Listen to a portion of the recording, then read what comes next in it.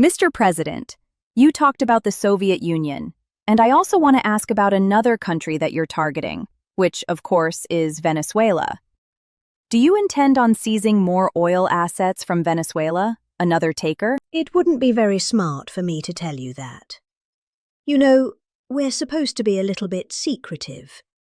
You're a very big-time reporter, and I don't think I want to tell a big-time reporter or a small-time reporter that. But we are knocking out drugs at levels that nobody's ever seen before. We knocked out 96% of the drugs coming in by water, and nobody can figure out who the 4%. I wouldn't want to be the 4% either, but 96% of the drugs coming in by water. Every one of those boats you see gets shot down. You just saved 25,000 American lives. But we knocked out 96% of the drugs coming in by water, and now we're starting by land. And by land is a lot easier. And that's going to start happening. And we're not going to have people destroying our youth, destroying our families. Thinking about youth, everybody.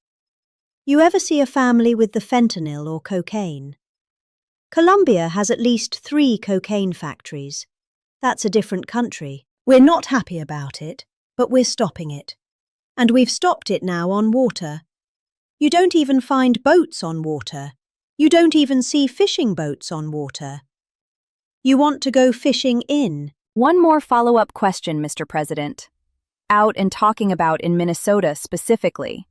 There have been some reports resurfacing and circulating, even by your own administration, alleging Ilhan Omar's marriage to her brother. And this would be a fraudulent situation. If there, in fact, is found to be fraud in a situation like that, would you like to see her denaturalized, or others who have? Well, I think she's very bad for our country. All she does is complain, complain, complain. She comes out of a country where they have no government, they have no military, they have no police, they got no nothing. They don't have a country, and they run around killing each other. And then she comes over here. She tells the United States of America how it should be run. We don't want to hear from her. I don't want to hear from her. I don't want to speak for Emma, but I don't think Emma particularly wants to hear. But don't say it because I don't want to get you in trouble, okay? Just be nice and easy, all right? I'll do it for you, Bob. That part I'll do. But I just want to say that there's nothing worse than a person that comes in and does nothing but gris, and comes from a place where she shouldn't be telling us what to do. She shouldn't be telling us, and everybody agrees with me. And what's happening in Minnesota with Somalia, where billions of dollars is being stolen, right? Like candy from a baby. We're not going to let that go on. And it's too great a state to have that happening. And guys like Tom Emmer and others, Pete Starber, guys like them, they're going to stop it. And they're going to be given the authority to stop it. Because this country is not going to put up with it anymore. Mr. President, do you plan to withdraw funding? You talked about land strikes happening soon. Is there anything at this point that can prevent that? And is the objective, if you make that decision? But it's not only land strikes on Venezuela. It's land strikes on horrible people that are bringing in drugs and killing our people. You know, if we were in a war and we lost 300,000 people in a year, because that's what the real number is, it's not 100, you know. You keep hearing 100. And it's a lot worse than that because the families are devastated when they lose their child. If we were in a war, we lost 2 or 3, 100,000, but I think it's more than 300,000. And that's a war that's like a war that would be unparalleled. Nobody's ever seen anything like that. And that's what's happening. So it doesn't necessarily happen to be in Venezuela. It's people that are bringing in drugs to our country are targets. Mr. President, at the end of this year, those extended Obamacare subsidies expire. What's your message to those 24 million Americans who will see their insurance premiums go up? Don't make it sound so bad, because, obviously you're a sycophant for Democrats. You're obviously a provider of bad news for Republicans. Let me just say something. The Republicans, I think I can speak for Tom and most of the people. I think what most Republicans want to see is what I want to see. And I leave it to them, and hopefully they're going to put great legislation on this desk right here. We want to see all of the money that's been squandered and given to insurance companies, because Obamacare is horrible health insurance. It's far too expensive, and it always has been. But what it really is a way of making insurance companies rich. We want the money not to be paid at all to insurance companies. You know, insurance companies have gone up 1,700% over a short, meaning the stock, 1,700% over a short period of time. And they've taken in hundreds of billions and even trillions of dollars. And we want the money to go to the people. They'll go in the form of an insurance account, healthcare account, or any other form that we can create with a lot of different forms.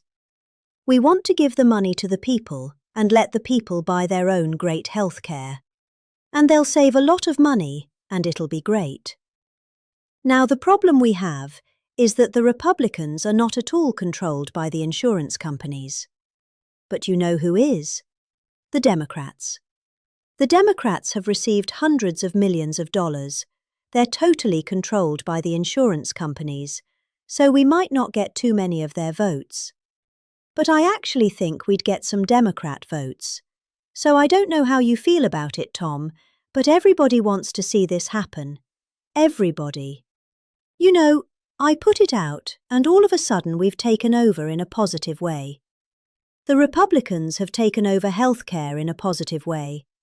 I want to see the billions of dollars go to the people, not to the insurance companies. And I want to see the people go out and buy themselves great healthcare, much better healthcare at very little cost. That's what I want. And it's so simple. Mr. President, thank you. A follow-up on that. Many congressional Republicans have said they won't vote for an Obamacare extension deal if it includes funding for abortion. Would you assure those Republicans that you will not propose? Well, we're going to look into it. We're going to look into a lot of things. That's one of many factors. But what we do want to see is we want to see the money go to the people, not to the insurance. Wait. You have to be nice and nice. She's very aggressive. Okay, please. Thanks, Mr. President. Can you tell us how this free economic zone would work in the Donbas, in land that the Russians took by force? Well, I don't want to do that now. It's a very complex situation, but it would work, and a lot of people want to see it work. And all I want to do is, I want to stop the death of 25,000 people a month. Go ahead. Thank you, Mr. President. There were new Epstein photos released today, showing you and also Bill Clinton, Steve Bannon. What were your reaction to those new photos that were released today? Well, I haven't seen it, but I mean, everybody knew this man. He was all over Palm Beach. He has photos with everybody. I mean, almost. There are hundreds and hundreds of people that have photos with him, so that's no big deal. I know nothing about it. How big a role do you want to personally play in the decision by the Fed on interest rates? Well, I've made a lot of money. I've been very successful. And I think my role should be at least that of a recommending. You don't have to follow what I say, but we're going to be choosing a new Fed person in the pretty near future. But they went out, you know. They went out with 71 different people, all economists and Trump. I was 71. And of the 71 people, I got it right. And one other person, I think from the Wharton School of Finance, my alma mater, got it right. There were 2 people that got it right out of Senate, but I was one of them. So I think I certainly should have a role in talking to whoever the head of the Fed is or the Fed. I don't think, you know, in the old days, that used to happen. Nowadays it's sort of, they think it shouldn't happen. But I've done great. I've made a lot of money. I've been very successful. I think my voice should be heard, but I'm not going to make the decision based on that. I'll be making a decision over the next few weeks. Thank you all very much.